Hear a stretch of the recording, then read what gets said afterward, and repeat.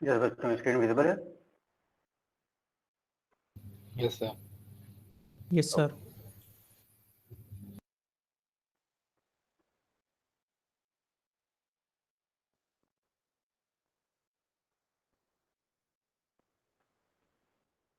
जब हमारी बात चल रही थी बेसिकली उस दिन यहाँ पर टॉपिक यहाँ तक हो गया था बेसिकली, लेकिन शायद कुछ कंफ्यूजन था तो क्लियर पूरी तरह से टॉपिक नहीं हो पाया था, तो हम लोग आगे बढ़ते हैं इसमें। तो बेसिकली इसका जो ऑब्जेक्टिव है, तो आपको सामने जो फिगर दिख रहा है इसमें जो मैं चीज आपको बता रहा था कि से आपका सेल एक ए है और उस सेल की जो प्रॉपर्टीज या चैनल्स हैं उनको आप एज इट इज यूज करना चाहते हो किसी दूसरी जगह पर। तो पर्टिकुलर यहाँ पर ध्यान से देखिए, तो हम यहाँ पर काम क्या कर रहे हैं, method of locating co channel cells in a cellular system. तो आप थोड़ी देर के लिए मान लीजिए कि जितने नंबर ऑफ सेल्स दिख रहे हैं आपको से यहाँ पर 20-50 जो भी आपके सेल्स हैं, इनको आप क्या कह रहे हो, एक तरह का सेलुलर सिस्टम कह रहे हो। और इस सेलुलर सिस्टम में आप क्या कर रहे हो, ये एक ऐसा सेल है जिसको आप कहीं किसी दूरी पर पर्टिकुलर सेम चैनल के साथ अलोकेट कर रहे हो जिसको आप बोलोगे को चैनल सेल्स। मीन्स ए का ये जो ए है ये क्या है, एक तरह का को चैनल सेल है। को चैनल का मतलब है सेम टाइप का। ठीक है, यहाँ तक किसी भी डाउट बच्चों? क्योंकि यहाँ पर बच्चे कुछ अटक रहे थे, शायद अभय पूछ रहा था पिछली क्लास में। क्यों बेटा अभय?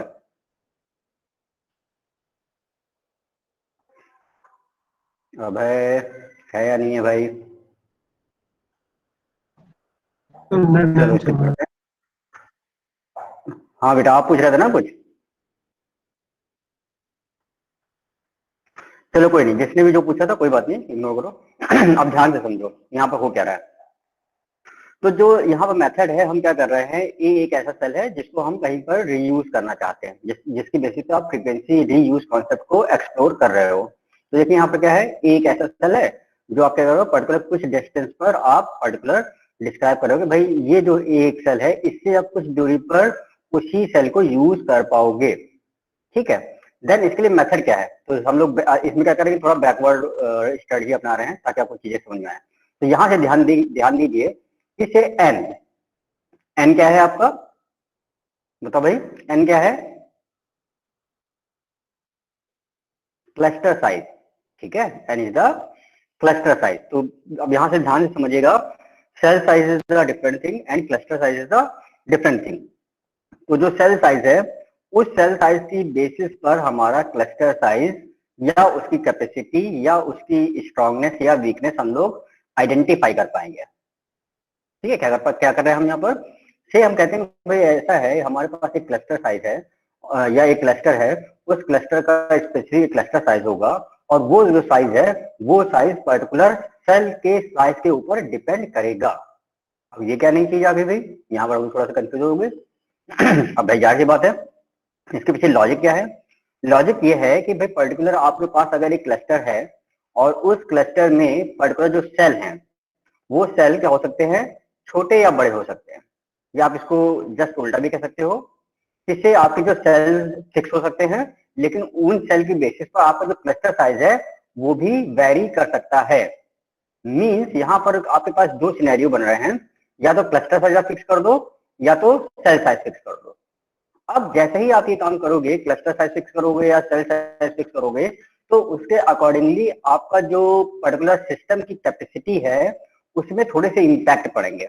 अब वो इम्पैक्ट क्या होंगे, जाहिर सी बात है इम्पैक्ट ये होंगे भाई, जाहिर सी बात है कि भाई आपका अगर पर्टिकुलर जो सेल साइज है वो आपका से छोटा कर दिया गया तो क्या होगा, जो क्लस्टर साइज है उसमें क्लस्टर में क्या होंगे, नंबर ऑफ सेल्स ज्यादा हो जाएंगे। और अगर पर्टिकुलर सेल के साइज को इंक्रीज कर दिया गया तो क्या होगा, पर्टिकुलर क्लस्टर में सेल साइज कम हो जाएंगे। से फॉर एग्जांपल से एक मैं कहता हूँ कि भाई एक सेल है जिसकी 1 किलोमीटर रेंज है डिप्लॉयमेंट की रेडियो वेव्स की। ठीक है, अब जो क्लस्टर है वो से 10 किलोमीटर पे डील करता है। ठीक है, तो अगर 1 किलोमीटर वाले को हम ये कांस्टेंट साइज मान लो थोड़ी देर के लिए, और 1 किलोमीटर वाला हम जब भी घटाएंगे बढ़ाएंगे तो उसका इम्पैक्ट क्या होगा, पर्टिकुलर क्लस्टर पर पड़ेगा।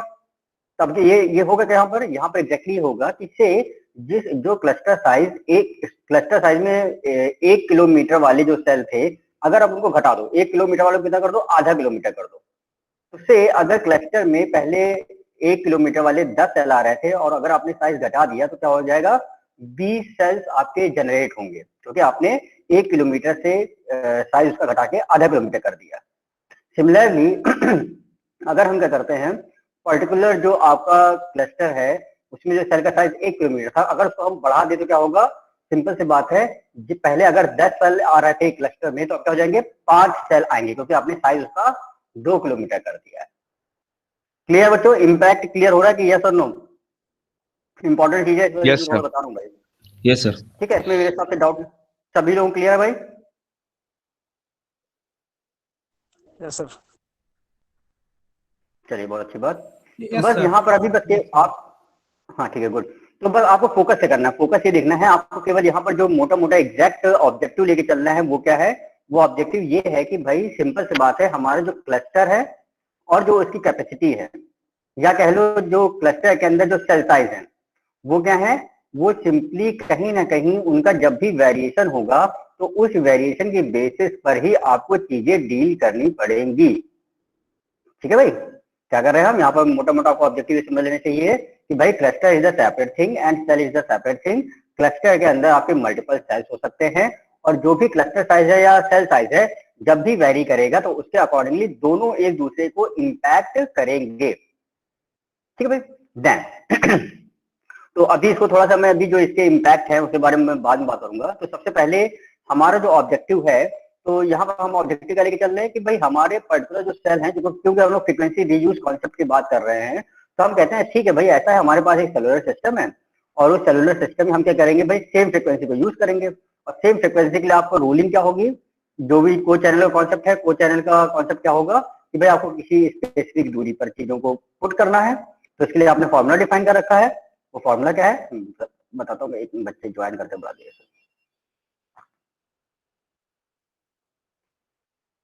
तो सबसे पहले यहाँ फटाफट देख लीजिए हम क्या करेंगे, को चैनल और लोकेशन के लिए हम ये फॉर्मूला अपनाएंगे। ठीक, क्या कर रहे हैं, हमारा कोई भी स्पेसिफिक क्लस्टर साइज होगा, उस क्लस्टर साइज को हम इस फॉर्मूले की बेसिस पर को चैनल अलोकेट कराएंगे। अब ये इसमें क्या कर रहा है, where i and j are non negative integer, i और जे क्या है, कुछ स्पेसिफिक पॉजिटिव वैल्यूज होंगी। Then to find the nearest co-channel neighbors of a particular cell, one must do the following. हमें क्या करना होगा, अगर हमें पर्टिकुलर किसी भी एग्जिस्टिंग चैनल के, सॉरी एग्जिस्टिंग सेल के अकॉर्डिंगली उसका को चैनल सेल को डिफाइन करना है, तो हमें क्या फॉर्मूला अपनाना पड़ेगा, वो क्या है, number 1, move i cells along any chain of hexagon, move i cell along any chain of hexagon. तो देखिए यहाँ पर क्या है, क्योंकि हमारे 6 एजेस हैं, तो हम कह सकते हैं भाई हमारा सेंटर से डिप्लॉयमेंट चालू होगा और आपने डिस्टेंस कैलकुलेट करना चालू कर देना है। तो आपको क्या करना है, यहाँ पर आई और जे की वैल्यू आप जो भी रखोगे उसके अकॉर्डिंगली आपको उसका को चैनल सेल मिलेगा। तो यहाँ पर क्या करना है, move i cell along any chain. तो से ये जो एज थी, हेक्सागन की एक एज है, उस एज से आपने स्टार्ट किया और एक स्पेसिफिक वैल्यू तक गए। तो से आई की वैल्यू, जो भी आप आई की वैल्यू रखोगे वहां तक आपको जाना है। I is the number of cells. ठीक है, कितने नंबर ऑफ सेल्स आपको स्किप करने हैं। ठीक है, then turn 60 degree counter clockwise and move j cell. Then जहां पर भी आपका आई की जो भी वैल्यू दी गई होगी, वहां पर जब आप पहुंच जाओगे तो उसके बाद करना है एंटी क्लॉकवाइज, आपको 60 डिग्री मूव करना है। और देन जो भी वैल्यू स्पेसिफाइड होगी, number of cells j equal to 2 जैसे यहाँ पर है, तो j number of cells, j की वैल्यू आप जो भी रखोगे उतना आप काउंट करोगे, और आपको पर्टिकुलर जो भी सेल मिल जाएगा उस सेल को आप क्या करोगे, that is the co channel cell of the existing cell. ठीक है, तो ये अगर आप ए डैश मान लो और ये ए मान लो, तो देखिए इस पर्टिकुलर सेल का को चैनल सेल ये हो गया। अब मेरे हिसाब से ये बात सभी को समझ में आ गई होगी। ठीक है, तो आई और जे की वैल्यू वेरी करेगी अकॉर्डिंगली। ठीक है, तो अब यहाँ पर मोटा मोटा एग्जैक्टली जो अब इम्पैक्ट क्या होगा, अब इम्पैक्ट क्या होगा, जो मैं क्लस्टर साइज की बात कर रहा था और सेल साइज की बात कर रहा था, उसके इम्पैक्ट क्या पड़ेंगे, अब ध्यान से समझिएगा। यहाँ पर क्या होगा, पर्टिकुलर अगर आप इसको एक क्लस्टर मान लो, ठीक है, क्या मान रहे हैं हम, इसको एक क्लस्टर मान रहे हैं। अब जब ये क्लस्टर एक है, तो इसमें अगर आपने से ऐसा साइज घटा दिया, जो भी एक सेल था अगर इसको आपने घटा दिया, तो क्या होगा, हो सकता है जो डिस्टेंस है वो पर्टिकुलर बढ़ जाए। ठीक है, हालांकि डिस्टेंस का इसका पीछे अभी मैं आगे आपको बताऊंगा, जो फ्रीक्वेंसी रीयूज फैक्टर होता है, इसीलिए हम क्या करते हैं, पर्टिकुलर हमारी जब भी को चैनल सेल को हम आइडेंटिफाई करते हैं या फाइंड आउट करने की कोशिश करते हैं, तो यहाँ पर हमारे पास एक नया टर्म आता है, that is frequency reduce factor. Frequency reduce factor कहता है कि भैया ठीक है, आप जो भी कोई चैनल सेल का अलोकेशन करोगे वो आप करो, लेकिन पर्टिकुलर एक ऐसा रेशियो लेके चलो ताकि जब भी आप वो चैनल को अलोकेट करो तो उनके बीच की जो पर्टिकुलर डिस्टेंस है वो आपकी लगभग लगभग एवरेज रहनी चाहिए। ऐसा नहीं हो कि भाई पर्टिकुलर आपकी जो भी को चैनल है से यहाँ पर ये सेल और ये सेल दोनों को चैनल से अगर आप बोल रहे हो, तो अगर सेल साइज डिक्रीज हो जाएगा तो जाहिर सी बात है आपका जो पर्टिकुलर डिस्टेंस है वो बढ़ जाएगी, और अगर सेल साइज इंक्रीज कर दोगे, आप बढ़ा दोगे, तो जो भी इनके बीच की आपस की डिस्टेंस होगी वो कम हो जाएगी। तो मीन्स यहाँ पर क्या इम्पैक्ट पड़ेगा, यहाँ पर हमें ध्यान देना पड़ेगा कि भाई हम जब भी पर्टिकुलर को चैनल सेल का लोकेशन, या यहाँ पर ये पीछे हम को चैनल सेल हम लोग बात क्यों कर रहे हैं, क्योंकि ये मेन ऑब्जेक्टिव बनता है इंटरफ्रेंस का। इंटरफ्रेंस क्या है, इंटरफ्रेंस का मतलब है डिस्टर्बेंस। मीन्स जब एक सेल कुछ भी रेडियो वेव्स का डिप्लॉयमेंट कर रहा है, कुछ भी ट्रांसफर कर रहा है किसी भी डेटा का, तो जब वो डेटा ट्रांसफर कर रहा होगा तो उस डेटा ट्रांसमिशन में किस टाइप की प्रॉब्लम आ सकती हैं। तो अब ये जो को चैनल वाला है, ये इसको हम लोग इसलिए इंपॉर्टेंस दे रहे हैं क्योंकि जाहिर सी बात है अगर आपके सेम फ्रीक्वेंसी के सेल्स एक टाइम पर अगल बगल ऑपरेट करेंगे तो इंटरफ्रेंस उतना ही ज्यादा होगा। क्लियर है बच्चों, यस और no? Yes sir. Yes sir. ठीक है, तो ये बेटा बहुत ही इंपॉर्टेंट चीज थी। तो अब मैं चाहूंगा भाई सब लोग फटाफट ये स्लाइड पढ़ो, ठीक है, क्योंकि ये चीज आगे आपको मिलेगी, इसके यूज बहुत ज्यादा होगा। तो आप लोग यहाँ से फटाफट पढ़िए शुरुआत से, और यहाँ तक पूरा 3.3 क्वेश्चन तक फटाफट पढ़िए। तो मैं और कुछ चीजें डिस्क्राइब करूंगा, और सभी लोग मुझसे पूछिए भी कहीं कोई डाउट हो रहा हो तो मैं और चीजें एक्सप्लोर करूंगा आपको। सर इसको स्लाइड शो कर दीजिए। बेटा स्लाइड तो सोई हो रही है यार, कैसी बात कर रहे हो, स्लाइड नहीं सो रही है भाई, बताओ। सर जूम नहीं हो रही है। फुल स्क्रीन कर दीजिए। जूम नहीं होगी बेटा, ये फुल स्क्रीन है। जूम आप लोग सर अपने नहीं। मोबाइल से सर एक उसमें पीपीटी मोड में होता है ना सर कि फुल स्क्रीन पे आ जाती है, जो ये लेआउट दिख रही है ना इसकी, फिर ये शो नहीं होती। नहीं बेटा फुल स्क्रीन है, मेरे साइड से पूरा फुल है, ठीक है, मेरे साइड से प्रॉपर फुल है। आप लोग थोड़ा जूम करके देखिए। चलो मैं ऐसा करता हूँ, चलो आप लोग परेशान मत हो, मैं इसको पर्टिकुलर कंटेंट पढ़ दे रहा हूँ, ठीक है, जो कि बहुत इंपॉर्टेंट है। तो मैं थोड़ा सा डिस्क्राइब करूंगा, इसके बाद आगे कंटेंट देखिए। तो इसमें देखिए क्या है, तो जो मैं कैपेसिटी की बात कर रहा था, साइज की बात कर रहा था, अब उसके ऊपर मोटी मोटी बात करते हैं। तो आपको को चैनल सेल अलोकेशन आपको समझ में आ गया होगा कि हमें भाई से आई मूव करना है, जे मूव करना है एंटी क्लॉकवाइज। इसकी बेसिस पर आप क्या करोगे, पर्टिकुलर एक तरह के क्लस्टर साइज को डिफाइन कर सकते हो, ठीक है।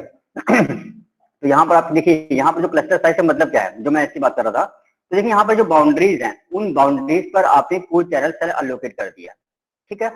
अब जब आपने ये काम किया होगा तो जाहिर सी बात है ये क्या हो गया, जहां पर इसकी एक तरह बाउंड्री जनरेट हो गई है, तो इस बाउंड्री, ये जब आपको बाउंड्री मिल जाएगी कोई चैनल सेल की, तो आप बोल सकते हो कि हाँ भाई ये एक तरह का क्लस्टर है, ठीक है, दैट इज द ऑब्जेक्टिव, ठीक है। तो ऐसे तो आप लोग चीजें समझ में नहीं आएंगी, लेकिन अगर ध्यान से समझोगे तो बहुत चीजें इसमें दिखेंगी आपको। ऐसे स्पेसिफिक फिगर में कुछ नहीं दिखाई देगा, लेकिन जब इसको आप कंप्यूटेशन की बेसिस पर देखोगे तो इसमें आपको बहुत सारी नई नई चीजें दिखेंगी। तो क्या हो रहा है यहाँ पर, जैसे आपने कोई चैनल सेल अलोकेट कर दिए होंगे तो उसके बेसिस पे बोल सकते हो हाँ भाई ये एक तरह का सेल सिस्टम है, ठीक है। चलिए देन आगे बढ़ते हैं। सो द कैपेसिटी, ये कंटेंट हो गए थे।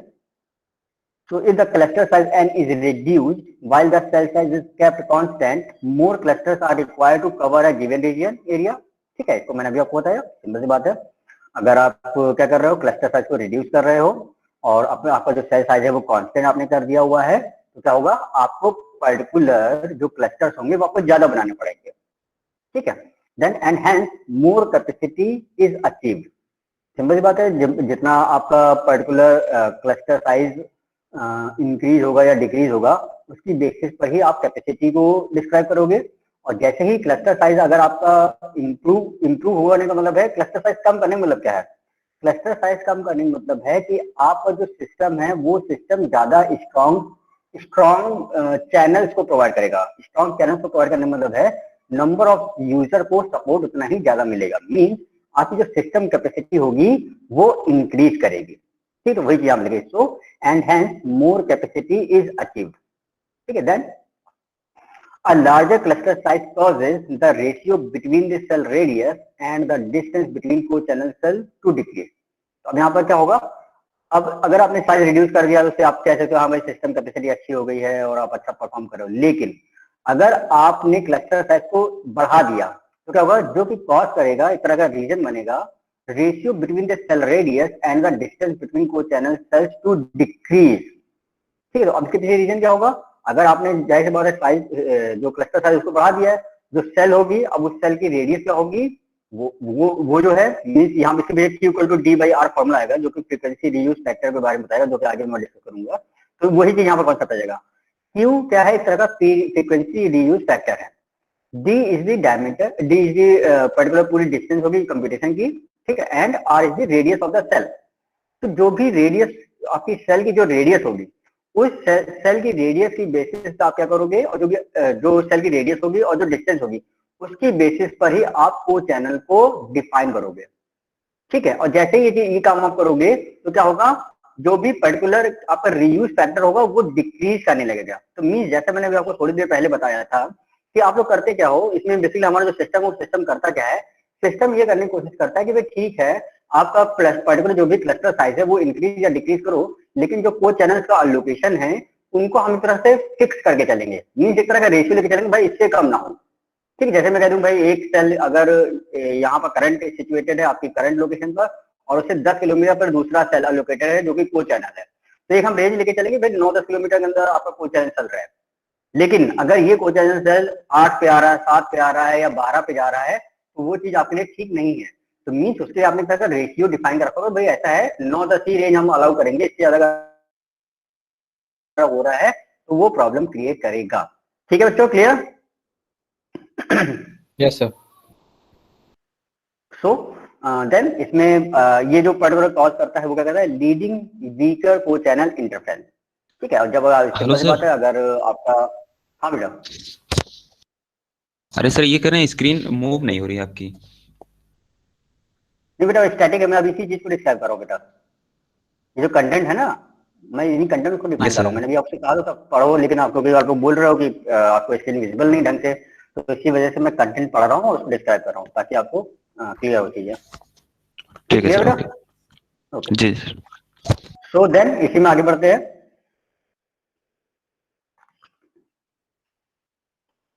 Then conversely, small cluster size indicate that co-channel cells are located much closer together. तो जैसा बात सिंपल से मैंने अभी कहा था, जो एग्जांपल दिया था कि भाई अगर आपके पर्टिकुलर जो चैनल्स है और उन क्लस्टर वो उन चैनल्स को अगर आप किसी सेल में यूज कर रहे हो और वो सेल आपस में बहुत ही आसपास हो जा रहे हैं, ठीक है, तो वो जाहिर सी बात सेल आसपास होंगे तो जो को चैनल इंटरफेरेंस होगा वो भी आसपास होगा। ठीक है, तो ये क्या होगा, इस तरह की कहीं ना कहीं प्रॉब्लम क्रिएट करेगा। किस टाइप की, कि भाई सेल जो आसपास आ रहा है तो उसकी वजह से आपको को चैनल इंटरफेरेंस को ये क्रिएट करेगा। ठीक है, then from a design viewpoint the smallest possible value of n is desirable in order to maximize capacity over a given coverage area, that is to maximize C in equation 3.2। तो previous होगी equation. ठीक है, तो हम क्या कर रहे हैं, जो भी आपका पर्टिकुलर पॉसिबल वैल्यू होगी, हम जब भी पर्टिकुलर कैपेसिटी को इंक्रीज करेंगे तो कैपेसिटी इंक्रीज हम तब करेंगे क्योंकि भाई जो आपके नंबर ऑफ चैनल्स होंगे उन नंबर ऑफ चैनल्स, चाहे आपको पर्टिकुलर क्लस्टर सिस्टम को दे रहे हो चाहे आप सेल को दे रहे हो, ठीक है, तो n is the number of cells, s is the duplex channel for the cluster size. ठीक है, क्लस्टर के लिए आप जो दे रहे थे नंबर ऑफ चैनल, इसकी बेसिस पर जब आप पर्टिकुलर चैनल्स का एलोकेशन करोगे तो उसकी बेसिस पर ही आपको कैपेसिटी मिलेगी। तो वही यहाँ पर डिफाइन कर रहा है। Then the frequency reuse factor of cellular system is given by 1/n। ठीक है, तो जो फ्रीक्वेंसी रीयूज फैक्टर है जिसको मैं Q की पॉइंट ऑफ व्यू से बोल रहा था, उसको आप क्या करोगे 1/n की n से रिप्रेजेंट करोगे, या Q दूसरा जो फॉर्मूला है equal to D by R के बेसिस पे करोगे, जो कि आगे मिलेगा। Since each cell within a cluster is only assigned 1/n of the total available channel in the system। तो इसका क्या मतलब है, इसका ये कह रहा है कि ठीक है भाई आपके पास एक क्लस्टर सिस्टम तो है और उसमें हो सकता है कि भाई कुछ जो नंबर आपने क्लस्टर एक सेलुलर सिस्टम में मल्टीपल क्लस्टर्स डिफाइन किए होंगे, तो जितने भी क्लस्टर्स हैं उन क्लस्टर्स को आप क्या करोगे 1/n से। मैं कहता हूँ एक सेलुलर सिस्टम में 10 क्लस्टर्स हैं, ध्यान समझिएगा भाई, एक सेलुलर सिस्टम में 10 क्लस्टर्स हैं। तो जो नंबर ऑफ चैनल्स का असाइनमेंट हो जाएगा क्या हो जाएगा 1/10। 1/10 मीन्स 1/n। 1/n का मतलब क्या है, सिंपल सी बात है, n इज अ वेरिएबल, ठीक है। और एक सेलुलर सिस्टम में से आपने कह दिया 10 क्लस्टर है, तो क्या हुआ आपके पास से सेलुलर सिस्टम में अगर 100 चैनल थे और 100 चैनल को आपने 10 से डिवाइड कर दिया, तो मीन्स हर एक क्लस्टर के पास कितने चैनल हो गए 10। क्लियर? ये सुनो बच्चों, यस सर। ठीक है। तो यहाँ पर बस आपको यही फोकस करना है कि भाई आपके सेलुलर सिस्टम में नंबर ऑफ क्लस्टर्स बहुत सारे होंगे और जितने भी नंबर ऑफ क्लस्टर्स होंगे उनको आपको equally number of channels provide करने हैं। देन यहाँ पर चैनल असाइनमेंट स्ट्रेटजी आ रही भाई। अब हम जो पर्टिकुलर चैनल असाइनमेंट करेंगे वो कैसे करेंगे, तो आपने इतना समझ लिया कि भाई हाँ ठीक है, आपको चैनल सारा लोकेट कर दोगे, ठीक है। और आपका जो क्लस्टर साइज है वो क्लस्टर साइज जब भी वेरी करेगा उसके जो इम्पैक्ट होंगे सेल और क्लस्टर आप दोनों पर पड़ेंगे और उसके बेसिस पर ही आपको बैलेंस करते हुए सेलुलर सिस्टम को बनाना है, ठीक है। देन अब हम चैनल असाइनमेंट स्ट्रेटजी क्या अपनाएं, तो देखिए क्या होगा, जब भी आपके पास जो सेलुलर सिस्टम होगा वो सेलुलर सिस्टम दो तरीके के असाइनमेंट करता है चैनल से। अब वो क्या होंगे, वो होंगे एक नंबर 1 फिक्स, नंबर 2 डायनेमिक। अब फिक्स और डायनेमिक एग्जैक्टली है क्या, तो यहाँ पर देखिए स्टैटिक और डायनेमिक का कॉन्सेप्ट आ जाता है। स्टैटिक और डायनेमिक का मतलब ये है कि भाई ठीक है, हम ऐसा करें कि भाई हमारे पास से अगर 10 क्लस्टर हैं और 10 क्लस्टर को हम कहें कि भाई ऐसा है कि आपको मैं 10-10 चैनल दे दे रहा हूँ से, अगर मेरे पास 100 चैनल हैं, अगर मैं सेलुलर सिस्टम में हूँ और मेरे पास 100 चैनल्स हैं और मेरे अंदर 10 पर्टिकुलर क्लस्टर्स हैं, तो मैं सभी को 10-10 चैनल दे के काम खत्म कर दूं, ठीक है। तो मीन्स हमने क्या किया, हमने यहाँ पर क्या किया है, पर्टिकुलर एक फिक्स क्राइटेरिया यूज कर लिया है। अब उसके बाद अपना क्लस्टर समझे कि भाई वो 10 जो चैनल उसको दिए गए हैं वो उनको कैसे यूज करेगा, एफिशिएंट मैनर में कर पाए नहीं कर पाए, उसको जितनी नीड हो नहीं हो, वो उसकी आपस की बात है, वो अपना समझे। देन डायनेमिक, डायनेमिक में क्या होता है, सिंपली हम क्या करेंगे, पर्टिकुलर हमारे पास जितने भी नंबर ऑफ चैनल्स हैं उन नंबर ऑफ चैनल्स को पर्टिकुलर ऑन डिमांड की बेसिस पर अलोकेट करें। अब ऑन डिमांड क्या कॉन्सेप्ट है, ऑन डिमांड का मतलब है जितनी हमें नीड होगी हम उतनी ही डिमांड करें और उसको डिमांड करने के बाद जब आगे रिक्वायरमेंट पूरी हो जाए तो उसको हम फ्री कर दें, ठीक है। तो मीन्स यहाँ पर जो मोटा मोटा क्राइटेरिया आता है वो यही हो जाता है कि भाई हमारे पास जो भी नंबर ऑफ चैनल्स होंगे उन नंबर ऑफ चैनल्स को हम कैसे यूज करें। क्या हम फिक्स क्राइटेरिया की बेसिस पर यूज करना चाहते हैं, क्या हम पर्टिकुलर ऑन डिमांड के बेसिस पे करना चाहते हैं। तो इस टाइप से आपके पास मल्टीपल ऑप्शंस हैं चैनल असाइनमेंट के जिसको आप यूज कर सकते हो, ठीक है। देन अब इसको अच्छे से डिस्क्राइब कर देते हैं भाई। तो आपको ऑब्जेक्टिव क्लियर हो गया होगा चैनल असाइनमेंट स्ट्रेटजीज का, या सुनो बच्चों। Yes sir. Yes sir. चलिए बहुत बढ़िया। देन फटाफट आगे बढ़ते हैं इसमें। तो देखिए यहाँ पर क्या हो रहा है, for efficient utilization of the radio spectrum a frequency use scheme that is consistent with the objective of increasing capacity and minimizing interference is required. तो मीन्स क्या है, सिंपल सी बात है, हमने फ्रीक्वेंसी रीयूज कॉन्सेप्ट को समझ लिया हुआ है, ठीक है। देन जब भी आप फ्रीक्वेंसी रीयूज स्कीम को यूज करोगे तो हमें इसको एफिशिएंट मैनर में या कंसिस्टेंट मैनर में प्रोवाइड करना होगा जो कि आपकी कैपेसिटी को इंक्रीज करे और इंटरफेरेंस को कम करे। तो हमारा ऑब्जेक्टिव क्या है, हमारा ऑब्जेक्टिव तो यही है कि भाई हमारे पास जो भी क्लस्टर है या सेलुलर सिस्टम है उस सेलुलर सिस्टम की कैपेसिटी तो बहुत अच्छी हो लेकिन उसमें डिस्टर्बेंस नहीं होनी चाहिए। सिंपल सी बात है कि फॉर एग्जांपल आप लोग नंबर ऑफ यूजर्स हो किसी भी स्पेसिफिक एक गिवन रीजन एरिया में और मैं कहता हूँ ठीक है भाई आपको पर्टिकुलर आपका जो सर्विस प्रोवाइडर है वो सर्विस प्रोवाइडर क्या करे, आपको सर्विस तो अच्छी दे लेकिन इंटरफेरेंस दे, इंटरफेरेंस मतलब डिस्टर्बेंस नहीं लगे। मीन्स अगर आप कॉल कर रहे हो तो कॉल कट जा रही है, कॉल लग नहीं रही है, कॉल करते समय डिस्टर्बेंस आ रहा है, नॉइसेस बैकग्राउंड में आ रही हैं। तो मीन्स क्या हुआ, आपको कैपेसिटी तो अच्छी मिल गई लेकिन इंटरफेरेंस कहीं ना कहीं ज्यादा क्रिएट हो रहा है। तो आपको इंटरफेरेंस भी कम करना है और आपके सिस्टम की कैपेसिटी को भी बढ़ाना है। That is the objective of the frequency use scheme. Then a variety of channel assignment strategy have been developed to achieve these objectives। ठीक है, तो मीन्स हम क्या करेंगे, हमें चैनल असाइनमेंट स्ट्रेटजीज को अपनाना पड़ेगा जिसमें क्या होगा, फिक्स्ड और डायनेमिक होंगी। देन अब the choice of channel assignment strategy impact the performance of the system partially as to how calls are managed when a mobile user is handed off from one cell to another। क्या कहने मतलब है कि भाई ठीक है आप fix या डायनेमिक चैनल का जब भी यूज करोगे तो ये कहीं ना कहीं आपकी परफॉर्मेंस को इम्पैक्ट करेगी। ठीक है, क्योंकि भाई अगर आपने चैनल असाइनमेंट बहुत अच्छा कर दिया तो जाहिर सी बात है आपका परफॉर्मेंस बढ़ जाएगी, और अगर आपने जो भी आपको चैनल्स दिए गए हैं उनको इनएफिशिएंट मैनर में यूज किया तो जाहिर सी बात है आपकी जो पर्टिकुलर परफॉर्मेंस है सिस्टम की वो अच्छी नहीं होगी, यानी डिक्रीज रहेगी। ठीक है, देन फिक्स और डायनामिक में हो क्या एग्जैक्टली, देखिए फिक्स में क्या करते हैं, each cell is allocated a predetermined set of voice channel। तो सर यहाँ पर स्लाइड सर, कैसे, हेलो हाँ बेटा बोलो। सर, ये कह रहा हूँ सर, जो स्लाइड आप पढ़ा रहे हैं सर वो विजुअल नहीं हो रही है सर, पिछली वाली ही सर अभी दिख रही है। नहीं अब शेयर तो हो सेलुलर रहा है। सिस्टम सर वाली आप भी दिख रही है सर, सर बहुत आप देर जब से। स्क्रीन शेयर करिए उसमें एंटायर स्क्रीन कर दीजिए यहाँ पे, क्योंकि सिर्फ आपकी पावर पॉइंट विजुअल हो रहा है सर, वो भाई नहीं विजुअल हो ऐसा नहीं होता बेटा, ऑटोमेटिक वो करता है, लेकिन वो बाई चांस नहीं दिखा रहा होगा। अब बताना, अब हाँ दिख अब रहा है चैनल असाइनमेंट? आ गई सर, हो गया सर। वो होता है, वो बाई चांस नहीं दिख रहा होगा, स्टैटिक हो जाता है। चलिए देन, तो हाँ सिंपल सी बात है, तो हमारी फिक्स क्राइटेरिया की बात चल रही थी। तो अब फिक्स में क्या होगा, हमारे पास सिंपल सी बात है, कंट्रोल चैनल के पॉइंट ऑफ व्यू से हम लोग बात नहीं करेंगे क्योंकि यूजर के पॉइंट ऑफ व्यू से बात कर रहे हैं, तो यहाँ पर हमेशा हम वॉइस चैनल्स को ही इंपॉर्टेंस देंगे। ठीक है, और वॉइस चैनल ही आपका रीजन बनेगा आपकी पर्टिकुलर परफॉर्मेंस को चेक करने के लिए। तो हम क्या कर रहे हैं, यहाँ पर pre determined set of voice channel को हम अलोकेट कर दे रहे हैं। मीन्स हमने हमारे कुछ वॉइस चैनल हमारे पास पड़े तो हमने उठा के इकट्ठे दे दिए। Then any call attempt within the cell can only be served by a news channel in that particular cell। Simple सी बात है, कोई भी अगर कॉल जनरेट होती है तो वो कहाँ पर जाएगी, अनयूज्ड वॉइस चैनल पर। अगर से आप किसी भी सेल में हो और आप कॉल जनरेट कर रहे हो तो ऐसा नहीं होगा कोई एक यूजर आपका वॉइस चैनल यूज कर रहा होगा उसका वॉइस चैनल उठा के आपको दे देंगे, नहीं। सिंपल सी बात है, जो अनयूज्ड वॉइस चैनल होगा वही आपको दिया जाएगा। ठीक है, if all the channels in that cell are occupied the call is blocked and the subscriber approach for the borrowing strategy। Simple सी बात है भाई, अगर से एक कंडीशन ये भी हो सकती है कि हो सकता है आपके सेल में आपको देने के लिए वॉइस चैनल्स अवेलेबल ना हो।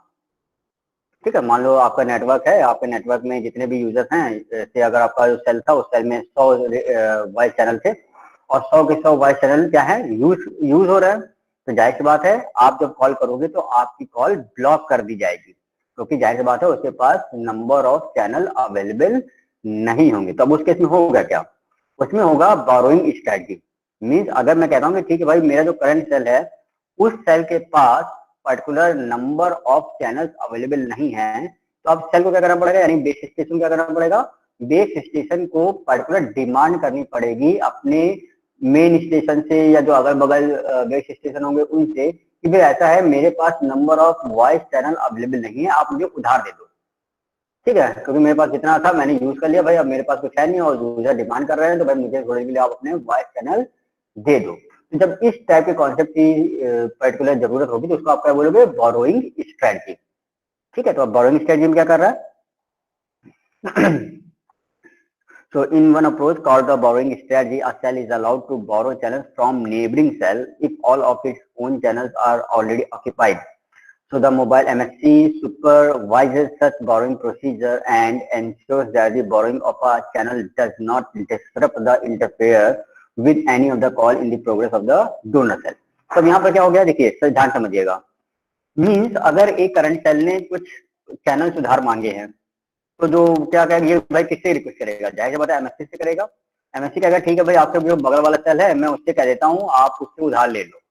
ठीक है, लेकिन ऐसा नहीं होगा कि बस उधार उन्होंने आपस में ले लिया बात खत्म हो गई, एमएससी का इंटरफेयर हमेशा रहेगा। वो कहेगा ठीक है भाई मैं अलाउ तो करवा रहा हूँ लेकिन आप इसको एक्सेप्ट करो, लेकिन सुपरविजन जो है मैं करता रहूंगा। ठीक है, क्योंकि कंट्रोल चैनल के थ्रू एमएससी ही इसको देख रहा होगा। तो और देन जब ये सभी चीजें एग्रीमेंट हो जाएंगी तो उसके बाद जो भी डोनर सेल होगा वो पर्टिकुलर बोरोवर सेल को अपने सेल अलोकेट कर देगा। देन इन सेकंड स्ट्रेटजी में क्या होगा, डायनेमिक में डायनेमिक चैनल असाइनमेंट स्ट्रेटजी क्या कहता है, voice channels are not allowed to different cells permanently. ठीक है, तो जैसे बोरोइंग स्ट्रेटजी में हमने यहाँ पर की थी फिक्स्ड वाले में, तो यहाँ पर हम वो चीज नहीं करेंगे। हम क्या करेंगे, हमारे जो वॉइस चैनल होंगे हम उनको परमानेंटली अलोकेट नहीं करेंगे। तो हम करेंगे क्या, instead each time a call request is made the serving base station request a channel from the MSc. तो मीन्स है मीन्स क्या है, मीन्स हमारा सिंपल सी बात है कि हमारा जो एमएससी है, एमएससी का अब रूल आ गया। तो जो एमएससी पर्टिकुलर डोनर सेल को बोल रहा था, जो भी अगल बगल वाले थे उनको बोल रहा था कि भाई ऐसे आपस में समझ लो और मैं सुपरविजन कर दूंगा, तो वो चीज यहाँ खत्म हो गई। अब क्या गया, एमएससी से ही डायरेक्टली हम बेस स्टेशन रिक्वेस्ट करेंगे, भाई ऐसा है एमएससी आप मुझे चैनल दो। वो अगल बगल वालों से डिमांड नहीं कर रहा है in the dynamic channel assignment strategy. Then the switch then allocates a channel to the requested cell following an algorithm that takes into the account the likelihood of the future blocking within the cell. तो यहाँ पर क्या कर रहे हैं भाई, यहाँ पर थोड़ा सा ऑटोमेटेड सिस्टम की बात हो रही है। वो क्या कह रहा है कि जो एमएससी है, एमएससी से पर्टिकुलर किसी भी सेल ने डिमांड कर ली है चैनल से। अब जब वो चैनल से डिमांड करेगा तो आप तो जो पर्टिकुलर आपका जो एमएससी होगा उसके पास स्पेसिफिक कुछ एल्गोरिथम्स होंगे। मीन्स अब जैसे बात ऑटोमेटेड सिस्टम है तो जैसे बात एल्गोरिथम की बेसिस पर, यानी कंप्यूटर सिस्टम की बेसिस पे वो काम करेगा। और जैसे ही एल्गोरिथम के अकॉर्डिंगली चीजें होंगी तो क्या करेगा, वो एल्गोरिथम की बेसिस पर नंबर ऑफ चैनल्स को अलोकेट कर देगा। ठीक है, देन उसके अंदर और भी कंप्यूटेशन है तो उसको बिना मूव नहीं करते।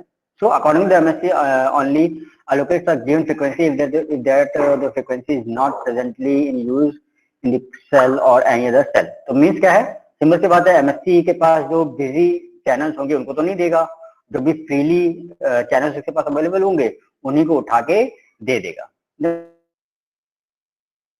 तो को चैनल इंटरफेरेंस को हटाएगा और इस टाइप की जो भी चीजें हैं वो अपना साथ साथ परफॉर्म करता चलेगा। The dynamic channel assignment, dynamic channel assignment reduce the likelihood blocking, which increase the trunking capacity of the system। अब यहाँ पर देखिए कि नई चीज मिल रही है, वो क्या है, तो अब देखिए डायनेमिक चैनल असाइनमेंट स्ट्रेटजी क्या कह रही है कि ठीक है भाई, अगर मैं एमएससी से डायरेक्टली डील करूंगा तो एमएससी क्या है, एक तरह का होल एंड सोल है। एट लास्ट जो भी चीजें जाती हैं किसके पास जाती हैं, एमएससी के पास ही जाती है।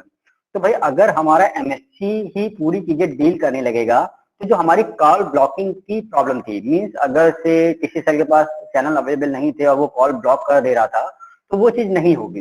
एमएससी क्या करेगा, एमएससी ऑटोमेटेड सिस्टम यूज कर रहा है, होल एंड सोल वही है, उसकी रिस्पॉन्सिबिलिटी है नंबर ऑफ चैनल्स को देना। जैसे ही एमएससी डील करके तो ब्लॉकिंग की जो प्रॉब्लम है वो लगभग खत्म कर देगा। नॉट 100%, मैं श्योर नहीं हूँ 100% करेगा नहीं करेगा, लेकिन हाँ 99% चांसेस हैं कि वो ब्लॉकिंग की सिचुएशन को नहीं आने देगा। Then dynamic channel assignment strategy requires the MSC to collect real-time data on channels, occupancy, traffic distribution, radio signal strength indication of all channels on a continuous basis। देखिए हो क्या रहा है यहाँ पर ये थोड़ी इंपॉर्टेंट चीज है। अब डायनेमिक चैनल असाइनमेंट स्ट्रेटजी में क्या हो रहा है भाई, कि भाई ये जो डायनेमिक चैनल असाइनमेंट स्ट्रेटजी है वो उसमें एग्जैक्टली जो एमएससी है वो क्या करता है, वो पर्टिकुलर रियल टाइम डेटा के ऊपर काम करता है।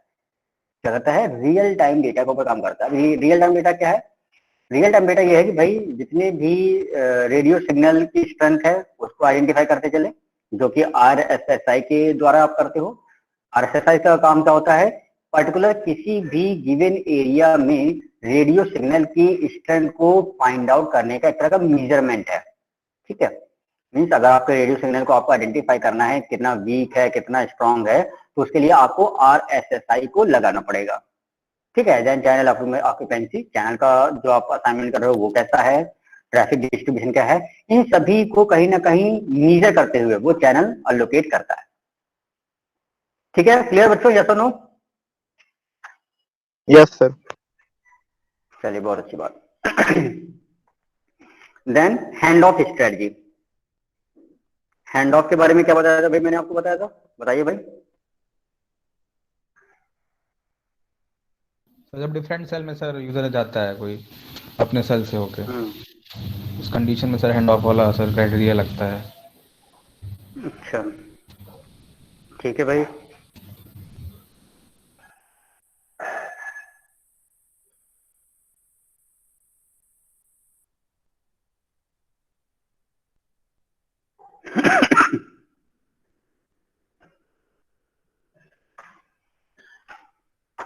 तो हैंड ऑफ का बेसिकली आपको लॉजिक क्लियर है। ठीक है, मेरे हिसाब से इसमें आपको प्रॉब्लम नहीं होनी चाहिए। ठीक, तो जाइए हैंड ऑफ स्ट्रेटजी के बारे में जब पढ़िए बच्चों, मैं 1 मिनट का गैप देता हूँ ताकि आप लोग पढ़ लो।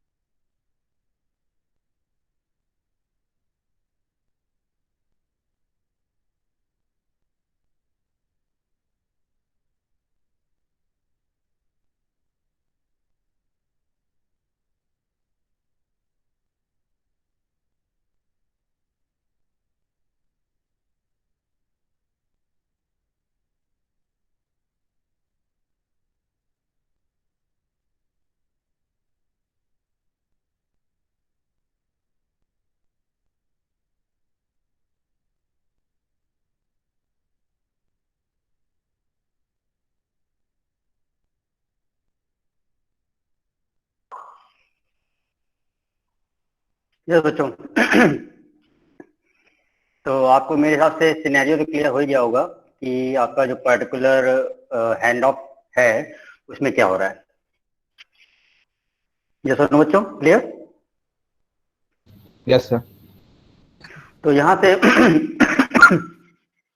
तो जो जनरल से सिनेरियो था वो मैंने आपको डिस्क्राइब कर दिया था कि से आपका एक सेल में ए में हो और आप किसी सेल ए से बी में मूव कर रहे हो, तो आपका जो पर्टिकुलर हैंड ऑफ स्ट्रेटजी है वो एग्जैक्टली फॉलो होती है। मीन्स एक सेल से दूसरे में चले गए, लेकिन जो आपका सिग्नल का पर्टिकुलर मेजरमेंट है उसको आप कैसे आइडेंटिफाई करोगे? तो यहाँ पर देखिए दो तरीके के सिनेरियो गिवन है। क्या है? नंबर एक, improper hand off situation. Means जाहिर सी बात है एक सेल ए से बी में मूव कर रहा है और जो आपका पर्टिकुलर हैंड ऑफ आप प्रोसेसिंग कर रहे थे वो सही वे में नहीं हुई, ठीक है, that is improper hand off situation. Then number two है प्रॉपर हैंड ऑफ सिचुएशन। इसमें क्या हो रहा है? सिंपल सी बात है कि आपका जो भी हैंड ऑफ प्रोसीजर था वो हैंड ऑफ प्रोसीजर जो होना चाहिए था उसके अकॉर्डिंगली हो गया। मीन्स जो ऑटोमेटेड सिस्टम है वो ऑटोमेशन सिस्टम ने सही से काम किया, ठीक है। अब यहाँ पर हो क्या रहा है, तो मैं थ्योरी के बारे में बाद में बात करूंगा। तो सबसे पहले यहाँ समझ लीजिए जो रिसीव्ड सिग्नल लेवल्स हैं, ठीक है, मीन्स आपका पर्टिकुलर एक मिनट,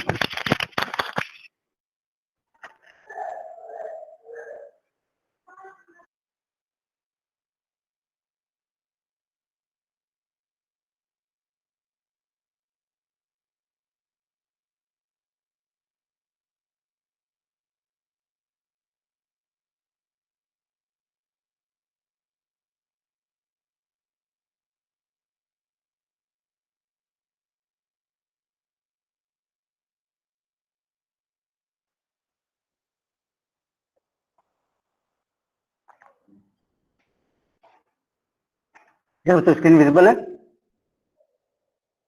यस सर। ठीक है, तो ध्यान समझिएगा। Yes sir. ठीक है, गुड। तो यहाँ ध्यान से समझिएगा, इससे पर्टिकुलर हमारे जो पर्टिकुलर सेल्स हैं उन सेल्स में जो भी यूजर्स हैं उनको हम लोग पर्टिकुलर सिग्नल प्रोवाइड कर रहे हैं और वो सिग्नल जो भी रिसीव कर रहा है उसको हम साथ के साथ मेजर करते हुए चल रहे हैं थ्रू RSSI, ठीक है। RSSI का इंडिकेटर है जो कि रिसीव सिग्नल को मेजर करते हुए चलेगा।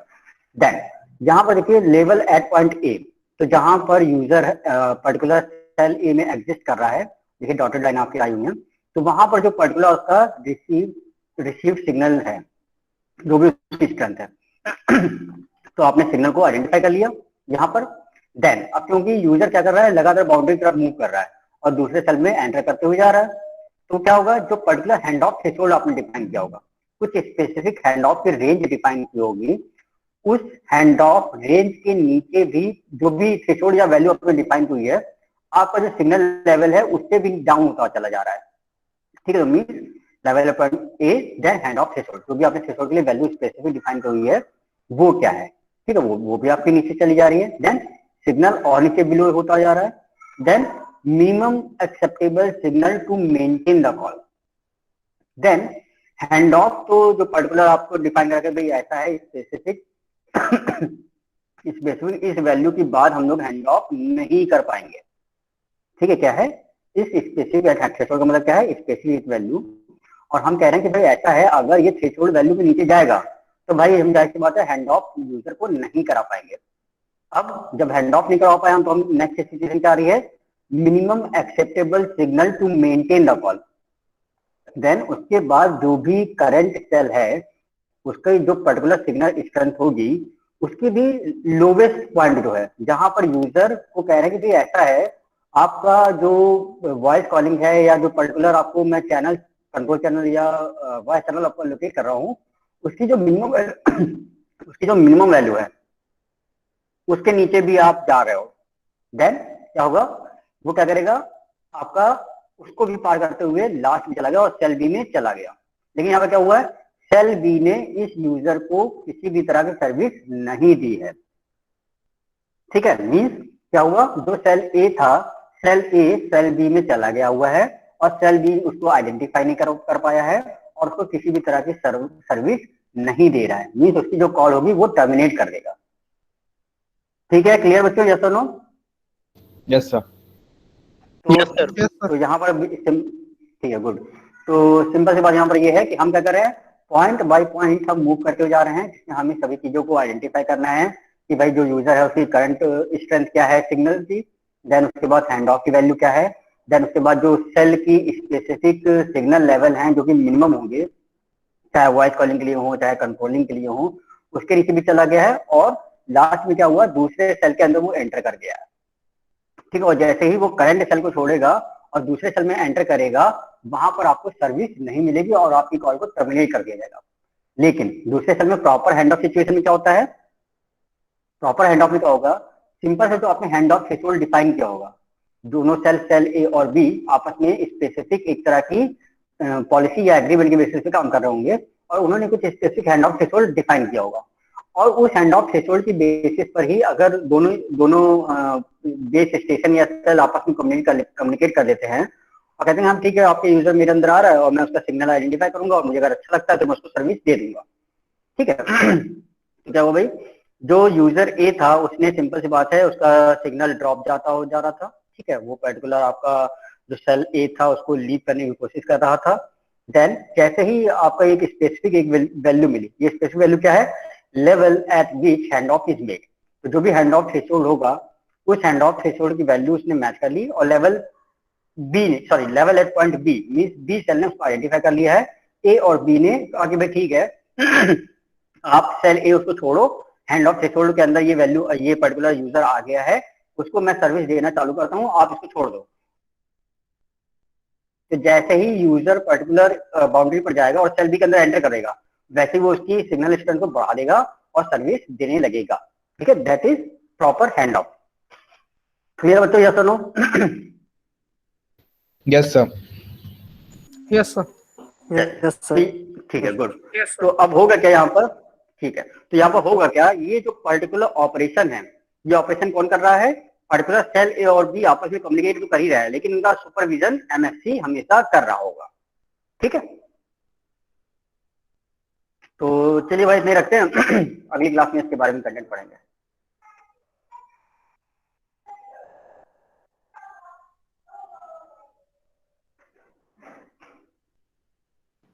Hello sir. हाँ बेटा बताओ।